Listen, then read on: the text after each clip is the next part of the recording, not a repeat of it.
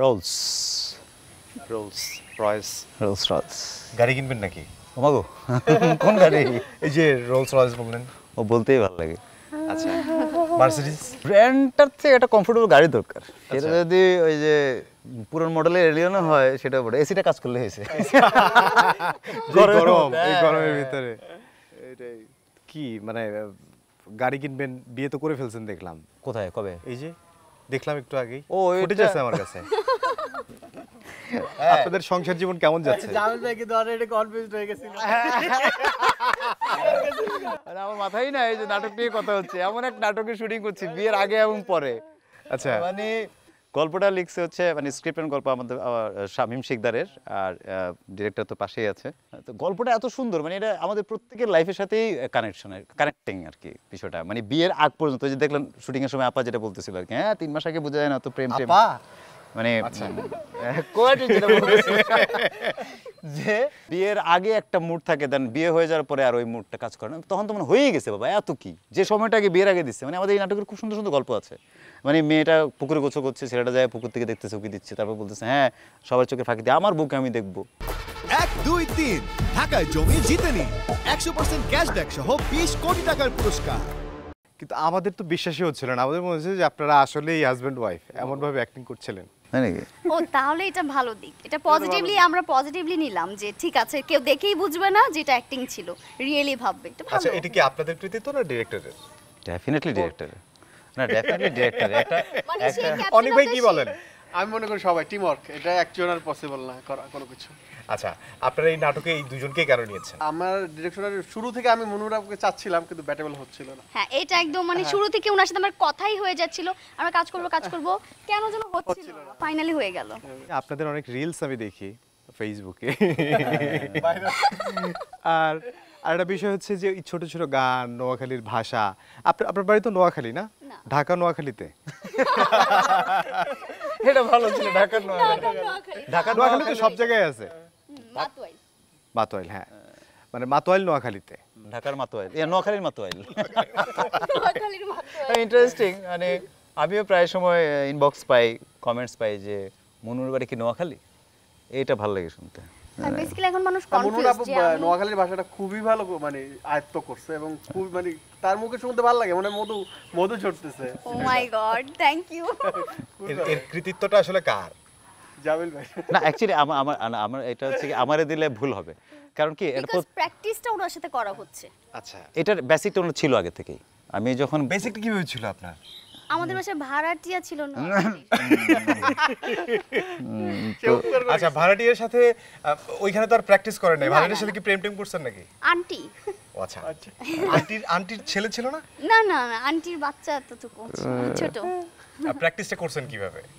প্র্যাকটিসটা তখন ওই যে শুনতাম, শুধু ওনারা বলতো এটা শুনতাম। এখন এসে প্র্যাকটিসটা ওনার সাথে হচ্ছে, কথা বলি, উনিও মাঝে মধ্যে নোয়াখালীর জন্য কথা বলে, তখন আমিও চেষ্টা করি রিপ্লাই দেওয়ার, তো ওইভাবে হয়ে যাচ্ছে। 1, 2, 3 ঢাকায় জমি জিতে নিন 100% ক্যাশব্যাক সহ 20 কোটি টাকার পুরস্কার। আচ্ছা, ভাষাটা তো হয়ে গেল, ভাই তো খুব ভালো গান করে, গানের প্র্যাকটিস কি করেন আপনি? না, গান আমার আম্মু আমাকে ছোটবেলায় গানের স্কুলে পাঠিয়েছিল, 7 দিন গিয়েছিলাম, এরপর আমাকে পাঠাতে পারেনি। 7 দিন তো তারপর কন্টিনিউ করতে পারছেন, এর জন্য তালি পাইতি। গানও ট্রাই করলে আমার মনে হয় ভালো হবে।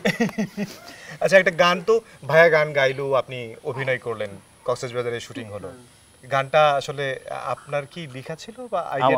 আমার লেখা, আমারই সুর করা, মেলা আগেরই ছিল, তো করবো বলে করা হচ্ছিল না, সময় পাচ্ছিলাম না, ফাইনালি এবার করলাম। সেখানে কো-আর্টিস্ট হিসেবে আপা ছিলেন, আকাশ মাহমুদের মিউজিক কম্পোজিশন, আমার লেখা আমার সুরে আর কি, আমার চ্যানেলে গেছে। হ্যাঁ, গানটা আমি শুনেছি, আমারও খুব ভালো লেগেছে, কিন্তু আমি প্রথমে মনে করেছি যে আসলে হ্যাঁ শাহরুখ খানের মতো একটা স্টাইল নিয়ে মানে আসা, যেই ভাবে আসলে আমরা দেখে অভ্যস্ত না তাকে। হ্যাঁ একদম। আর জামিল ভাই নিজেকে ওইভাবে নিতে পারে না, কেমন জানি কমেডি করে ফেলে। এই নাটকটি আমাদের একটা শুটিংয়ে ডিরেক্টর বলতেছিল ভাই এটা রোমান্টিক, তা আমি রোমান্টিক, তা আমার আসলে কেমনে কি, তা আপার সাথে যখন রোমান্টিক করতেছে কয় আপনার হিরো তো পারে না। তা বেসিক্যালি হচ্ছে কি আমি ভাই আসলে হিরো না, হিরোদের এই জিনিসটা থাকে, আমি কখনোই নিজেকে হিরো মনে করি না, আমি একজন আর্টিস্ট মনে করি, আমি অ্যাক্টর বা মানে ক্যারেক্টার আর্টিস্ট মনে করি। আমি যে ক্যারেক্টারটা করি সেটা প্লে করার চেষ্টা করি, হিরো ব্যাপারটা কিন্তু অন্যরকম। নোয়াখালীর ভাষাটা একটু যদি আপনারা কনভারসেশন করতেন এখন, মানে ধরেন এই সিচুয়েশনে আমরা যে বিরক্ত করছি আপনাদেরকে, শুটিং রেখে আপনারা এখানে আসছেন, একটু রেস্ট নেবেন, একটু চা পানি খাবেন, সেটা সময় না দিয়ে আমরা না আপনাদেরকে বিরক্ত এগুলা করতে আমরা আসছি। বিরক্ত কেন বলতেছেন, এটা হলো মেহমানদারি। কেন আমরা যত কষ্ট করি না কেন, নোয়াখালীরা আবার একটু আপ্যায়ন প্রিয় হয়, কথা বুঝছেন? আমরা যদি ব্যাকেরাই আপ্যায়ন প্রিয় হয়, হ্যাঁ? শুধু নোয়াখালীরা নেই, ঢাকার মানুষ আপ্যায়ন প্রিয় হয়। দেখছেন নি কারবার অরিজিনাল বাইরে গেছে। কোন যেটাই থাকুক, আমি তো ঢাকার মেয়ে। ও বাবা রে, দেখো উপায় নাই ভাই। আচ্ছা, আপনি একটু ঢাকায় ভাষায় বলেন আর আপনি একটু নোয়াখালীর ভাষায় বলেন। এই তো তাই না, আঙ্গ নোয়াখালীতে আপ্যায়ন আমরা আপ্যায়ন প্রিয় মানুষ। ওইছে মিয়া আর কথা কইেন না, ঢাকায় মাইছেন আপ্যায়ন দেখছেন, যাইবেন মিয়া বাগরখানে কিলামু, চা কিলামু, সব কিলামু। বাগরখানি ওটা তাহলে খাওয়া এখনো গরিব আটিস অনেক কি করবো জানেন, খুব বাগরখানে খাওয়া না, মাটি মাটি লাগে। আসলে তো বাগরখানি কোনো খানার মধ্যে উঠছে না, কামড় দিলে মাঝে মাটি কামড়াইতেছে। আদের বাদ দেন মিয়া, আপনাদের এইসব হইব না। অ্যাকশনের পরে আসলে নিজের মধ্যে কখনো ভয় কাজ করেছে আপনার? না, অ্যাকশনের পরে আর তো নিজের মধ্যেই থাকি না, চলে যেত অন্য জায়গায়, ওই যে ক্যারেক্টারটা করছি তার মধ্যে, তো ভয় তো আসবে কখন? আচ্ছা, যখন জামিল থাকি, যদি অ্যাকশনের পরে জামিলই থেকে যায় তাহলে ভয় করবে। আমার এটা পার্সোনাল মানে ওই আর কি। আচ্ছা, আপনি তো বড় একটা প্ল্যাটফর্মে আমাদের পাশে দেশেই, সেখানে আমরা ওয়েট করতাম আপনার পারফরমেন্স দেখার জন্য এবং খুবই এনজয় করতাম আমরা। তখনও কি ভয় করেনি একেবারে শুরুতে যখন? না, আমার স্টেজ ভয়টা একটু কম ছিল, কিন্তু হ্যাঁ ওটা আমার টেলিভিশন মিডিয়ার প্রথম কাজ, এতগুলো লাইট এক জায়গায়, মানে এতগুলো ক্যামেরা, ওইটা তো ডেফিনেটলি একটা বুক ধরপড় করা অবস্থা, কিন্তু এটাকে খুব বেশি প্রায়োরিটি দিতাম না আর কি। আচ্ছা মনে হতো যে না, এটা কোনো ব্যাপার না, আমাকে এটা করতে হবে। আচ্ছা, হ্যাঁ, করতে হবে। হ্যাঁ, ওইটা মাথায় নিতাম না, চাপ নিতাম না। আমরা যেরকম ওয়েট করতাম আপনার গানের, ওনারাও কি ওয়েট করতেন? হ্যাঁ, মানে এটা কি, এটা চেয়ার আপ হওয়া আর কি, সবাই মিলে আচ্ছা। যে চলো একটা এপিসোড একটু খারাপ হয়েছে জামিলের, বা আচ্ছা। পারফরমেন্সটা ভালো হয় না, তো তুলে দাও এই গানটা দিয়ে, গান দিয়ে balance সবাই হ্যাঁ ব্যালেন্স করা আর কি। গানটা কতটুকু ছিল? যতটুকু আমরা দেখতাম ততটুকু, নাকি গানটা চলতো অনেক? না না, অনেকক্ষণ আমরা চলতো না, দেখতাম মানে অল্প একটু। অল্প একটুই, বেশিক্ষণ হইতো না, অল্প একটু হইতো। আচ্ছা। কারণ এটা তো বেসিক্যালি আমাদের বিটিভিতে একটা বয়াতি গান ছিল, মেইন গানটা ছিল এরকম, পরিবেশ বাঁচাইতে চান বেশি করে গাছ লাগান, গাছে কাছে ঝগড়া করে মূল্য বেশি কার গো, তো ওইটারে আমি। আপনার কখনো ভয় করেছে? কখনোই না, আমি জানি না কেন ভয় করে নাই। আচ্ছা, যদিও বা আমি এত বড় প্ল্যাটফর্ম থেকে আসিনি, কিন্তু ভয়টা কখনোই কাজ করেনি। আমি মনে হয় সারাক্ষণ হাসি দেখে আমার ভয় লাগে না, আচ্ছা। I think.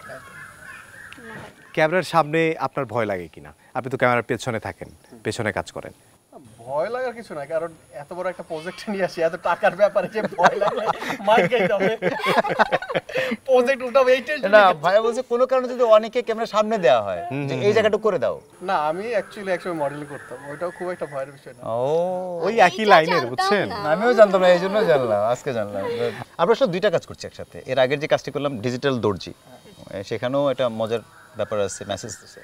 এবং So, আশা করি খুবই জোস। হ্যাঁ, আশা করি কাজগুলো ভালো লাগবে। ডিজিটাল দর্জি আর এটাতে কোনো মেসেজ আছে বিয়ের কিনা? আগে এবং বিয়ের লেখা পরে ওইটা ছিল বিয়ের আগে এবং বিয়ের পরে অনেক ডিফারেন্স। হ্যাঁ ডেফিনেটলি। প্রচুর। প্রচুর। আপনার কি পার্সোনাল অভিজ্ঞতা কাজে দিয়েছে? কার? আমি তো আনম্যারিড, আমি তো বিয়ে করিনি এখনো। ভাই, এটা দর্শক জানে না আসলে আপনি বিয়ে করেননি। আমি এখনো বিয়ে করিনি, জোটটুক করছি। আমার মানে স্ক্রিপ্টটা তো বেসিক্যালি আমার বন্ধু, তার অভিজ্ঞতা থেকে লিখছে কিনা আমি জানি না। শামীম ভাইয়ের খুব ভালো অভিজ্ঞতা আছে। ভাবি কিন্তু এটা দেখতেও পারে, হ্যাঁ হ্যাঁ। পরে কিন্তু আপনাকে চাও দিবে না। ভালো থাকবেন। Thank you, thank you, thank you, thank you. দ্বিধা তবে কেন তুমি আমায় বলে দাও, আপন করে চাই জানি তুমিও চাও।